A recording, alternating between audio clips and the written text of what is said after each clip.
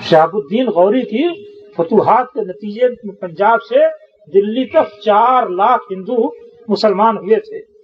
تو یہ نہیں ہے کہ ہندوستان میں جو ہندو مسلمان ہوئے وہ صوفیوں کی اقلیت سے مسلمان ہوئے، بلکہ یہ مجاہدین کی شمشیر خارا شگاف تھی جس نے کہ ان کو اسلام کی دعوت دی اور جس کو دیکھ کر کے انہوں نے اسلام کو پسند کیا اور اس میں داخل ہوئے. لیکن بہرحال جب وہ اسلام میں داخل ہو گئے تو یہ صوفی حضرات جو ہیں ان کو اپنے راستے پر چلانے کے لیے پیچھے پیچھے پہنچ گئے. حقیقت یہ ہے کہ وہ اسلام میں تو داخل ہوئے مجاہدین کی کوشش سے، لیکن پھر ان کو اپنے راستے پر لانے کے لیے پیچھے سے صوفیوں کا گروہ پہنچ گیا اور اس نے ان کو اپنے گروپ میں شامل کرنا شروع کیا. اس طرح سے ہندوستان میں ایک عرصے تک یہ صورتحال رہی کہ اللہ اور اس کے رسول کا کلام پڑھنا جرم سمجھا جاتا تھا. کوئی شخص قرآن پڑھے اور اس کو سمجھنے کی کوشش کرے یا حدیث پڑھے اس کو سمجھنے کی کوشش کرے تو نہایت گستاخ سمجھا جاتا تھا کہ صاحب یہ اللہ اور اس کے رسول کا کلام سمجھنے کی کوشش کرتا ہے، اس سے بڑی گستاخی اور کیا ہو سکتی ہے. لہذا کیا ہے کہ صوفی حضرات اور فقہ کے ماننے والے جو کچھ بتائیں اس پر چلتے رہو، اللہ کا کلام محض تبرک کے لیے پڑھ لو بس. اس صورتحال کو بدلنے کی سب سے بڑے پیمانے پر جو کوشش کی وہ شاہ ولی اللہ رحمۃ اللہ علیہ نے کوشش کی، اور حالات اتنے سنگین تھے کہ وہ اپنے کمرے سے باہر نکل کر کے وہ لوگوں کے سامنے حقائق کو بیان کرنے کی ہمت نہیں کر پاتے تھے. اپنے بند کمرے میں جو شاگرد ہیں ان کو سمجھاتے تھے اور احادیث کی اہمیت بتاتے تھے، لیکن بہرحال اس طرح سے انہوں نے بہت بڑا کام کیا اور اسی طریقے سے احادیث کی حجیت اور اس کے فروغ میں انہوں نے بھرپور کوشش کی اور شاگردوں کی پوری ایک جماعت تیار کر دی. وہ گزر گئے. ان کے بعد شاہ اسماعیل شہید کا دور آیا. شاہ اسماعیل شہید نے جس طریقے سے کھل کر کے اسلام کی دعوت دی ہے یہ انہی کی ہمت کا نتیجہ تھا کہ حقیقی جو اسلام ہے وہ ہندوستان میں پہچانا جانے لگا، اور انہوں نے اس سلسلے میں کوئی پرواہ نہیں کی کہاں کہاں جا رہے ہیں. مشہور واقعہ ہے کہ ایک مرتبہ وہ گئے اور رنڈیوں کے جو بالا خانے ہوتے ہیں وہاں جا کر کے انہوں نے فقیروں کی طریقے سے صدا لگائی. پہلے تو انہوں نے کچھ کرنے دھرنے سے انکار کیا، لیکن انہوں نے کہا کہ میں تم کو کچھ سنانے کے لیے آیا ہوں، بھیک لینے کے لیے نہیں آیا ہوں. میں پہلے اپنی بات سنا لوں اس کے بعد تم کو جو کچھ دینا ہو تو. بہرحال جن لوگوں کو معلوم تھا کہ جا رہے ہیں رکا کہ صاحب آپ اتنے معزز خاندان کے ہو کر کے اور ایسی گندی جگہ جائیں گے، لیکن وہ گئے اور اس کے بعد سب کو بلا کر کے بٹھایا اور دعوت و تبلیغ جب شروع کی ہے، اللہ کی بات سنانی شروع کی ہے، تو تھوڑی دیر کے اندر اندر مجلس کا رنگ اس طرح بدلا کہ وہ عورتیں جن کا پیشہ ہی بدکاری تھا زاروں قطار رونے لگی. وہیں توبہ کیا انہوں نے اور اس کے بعد ان کا انتظام کر کے ان کی شادیاں کر دی گئی اور وہ عفت اور پاک دامنی کی زندگی انہوں نے گزارنی شروع کی. تو اس انداز سے انہوں نے دعوت و تبلیغ کا کام شروع کیا تھا. ایک طرف یہ کام تھا اور دوسری طرف دوسرا کام تھا کہ اللہ نے یہ فرمایا ہے، اللہ کے رسول نے یہ فرمایا ہے. سیدھی بات، ساری منطق، سارا فلسفہ، سارا تصوف اور ساری ادھر ادھر کی باتیں چھوڑ کر کے سارے لوگوں کے سامنے وہ سیدھے سیدھے پیش کرتے کہ اللہ کی بات یہ ہے اور اللہ کے رسول کی بات یہ ہے. جو بات بڑے بڑے لوگ بند حجروں کے اندر کہنے کی ہمت نہیں کرتے تھے اس بات کو انہوں نے جامع مسجد کی سیڑھیوں پر اعلان کہا، اور جان کی بھی انہوں نے کوئی پرواہ نہیں کی کہ جان جاتی ہے کہ رہتی ہے اس کی کوئی پرواہ نہیں. اور حقیقت یہ ہے کہ ان کی جان لینے کی کوشش بھی کی گئی. لکھا ہے حیات طیبہ میں مرزا حیرت دہلوی نے کہ شاہ صاحب ایک مرتبہ دلی کی فتح پوری مسجد میں دوپہر کے وقت ٹہل رہے تھے. سخت ترین گرمی کا زمانہ تھا. دوپہر کے وقت وہ فرش پر ٹہل رہے تھے دھوپ کے اندر.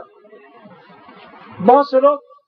جو ان کی دعوت و تبلیغ سے بہت زیادہ نالاں تھے انہوں نے بڑے بڑے ارادے بنا رکھے تھے. کچھ بدماشوں کو تیار کیا کہ وہ شاہ صاحب کو موقع پا کر کے شہید کر دیں. جب انہیں یہ پتا چلا کہ اس وقت اس مولوی اسماعیل دہلوی یہ فتح پوری مسجد میں تنہا ٹہل رہا ہے تو انہوں نے چاقو وغیرہ لیے قتل کرنے کے سامان، اور اس کے بعد دھیرے دھیرے پہنچے وہاں پر، دیکھا تو شاہ صاحب ننگے پاؤں اس کے فرش پر ٹہل رہے تھے، سخت ترین گرمی تھی۔ انہوں نے قتل تو شاہ صاحب کے کرنے کا ارادہ کیا تھا، ان کے قتل کرنے کا، لیکن کم از کم یہ سوچا کہ مسجد کے احترام میں جوتا اتار کر کے فرش پہ جانا چاہیے، اور مسجد کے احترام میں جوتا اتار کر کے جانا آج بھی ہندوستان پاکستان میں بڑے التزام کے ساتھ ہے۔ اب جب انہوں نے جوتے اتار کر کے پاؤں رکھے تو پاؤں اس طرح جلنے لگے کہ وہ برداشت نہیں کر سکے، اور فوراً اتر کر کے آ کر کے جوتا پہن لیا، کہا کہ یہ آدمی یہ تو اللہ کا ولی معلوم ہوتا ہے کہ جہاں ہمارے پاؤں آگ کی طریقے سے جل رہے ہیں یہ ننگے پاؤں ٹہل رہا ہے، یہ تو اللہ کا ولی معلوم ہو رہا ہے۔ چنانچہ اس کے بعد شاہ صاحب کو پکارا اور ان سے معذرت کی اور کہا کہ ہمیں معاف کر دیجیے، ہم اس طرح کے ارادے سے آئے تھے۔ بہرحال انہوں نے یہ کام شروع کیا، دلی میں کام ہوا، اس کے بعد مغربی یو پی سے لے کر کے کلکتے تک، لکھنؤ وغیرہ ہوتے ہوئے انہوں نے ہر جگہ پہنچ کر کے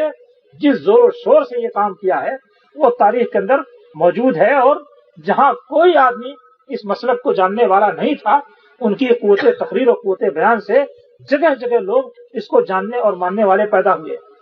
اور صرف مسلمانوں ہی کے اندر اصلاح کا کام نہیں ہوا، بلکہ بعض تاریخوں میں مجھے اس وقت خوب اچھی طرح سے یاد نہیں ہے کہ بنارس جب یہ لوگ پہنچے تھے تو اس وقت تک ان کے ہاتھ پر 25,000 یا 25 لاکھ ہندو جو ہیں مسلمان ہو چکے تھے۔ تو ان کی دعوت و تبلیغ کا جو کام تھا صرف مسلمانوں میں نہیں تھا، سیدھا اور صاف اسلام وہ مسلمانوں کے سامنے بھی پیش کرتے اور غیر مسلموں کے سامنے بھی پیش کرتے تھے۔ یہ کام ہوتا رہا، جماعت تیار ہوتی رہی اور اس میں فدائی طبقہ بھی تیار ہوتا رہا۔ چنانچہ ایک وقت آیا کہ ان لوگوں نے غیر اسلامی طاقتوں سے جہاد کا یقینی اور قطعی فیصلہ کر لیا۔ عین اسی زمانے میں یہ فتنہ کھڑا ہوا کہ صاحب مسلمانوں کو حج نہیں کرنا چاہیے اس لیے کہ سمندر میں خطرات ہیں۔ اب انہوں نے کہا کہ یہ تو اسلام کے فریضے ہی کو ختم کر رہے ہیں، لہذا عملاً یہ لوگ جہاد کے لیے نکلے، حج کے لیے نکلے اور حجاز چلے آئے، اور 1 سال یا اس سے زیادہ رہ کر کے 2 حج کر کے یہاں سے واپس گئے۔ واپس جانے کے فوراً بعد انہوں نے کوچ کیا، افغانستان گئے اور وہاں سے صوبہ سرحد میں آ کر کے اس زمانے میں جو سب سے زیادہ سنگین مسئلہ تھا پنجاب اور اس کے اطراف میں سکھوں کی حکومت تھی جو اس طریقے سے مسلمانوں کو ذلیل کرتی تھی کہ آپ اس کو سوچیں گے تو منظر قابل برداشت نہیں ہوگا۔ مرزا حیرت دہلوی نے لکھا ہے کہ حالت یہ تھی کہ اگر کوئی آدمی، کوئی مسلمان کسی سکھ سے یا ہندو سے سامان خریدنے کے لیے جاتا تو وہ سامان، وہ پیسہ بھی اس کے ہاتھ سے نہیں لیتا تھا، سامان نکال کر کے الگ کر دیتا تھا، اب تم اس کو اٹھا لو، اور کپڑا پھیلا دیتا تھا، اس میں تم اپنا پیسہ ڈال دو، کیونکہ تمہارے ہاتھ سے براہ راست میرے ہاتھ پر آئے گا تو میرا ہاتھ نجس ہو جائے گا۔ یعنی اس حد تک مسلمانوں کو دبا اور کچل کر کے ختم کر دیا گیا تھا، اور اس طرح کی اچھوت قسم کی حیثیت مسلمانوں کی بنا دی گئی۔ تو شاہ اسماعیل شہید اور ان کے ساتھ ان کے امیر حضرت سید احمد شہید اور پوری جماعت یا جماعت کا ایک منتخب حصہ، ان لوگوں نے ہجرت کی اور جہاد شروع کیا، اور اس علاقے میں باقاعدہ ایک اسلامی حکومت قائم کی جو 4 برس تک قائم رہی، اور پٹھانوں کی غداری کے نتیجے میں پھر وہ حکومت ختم ہو گئی۔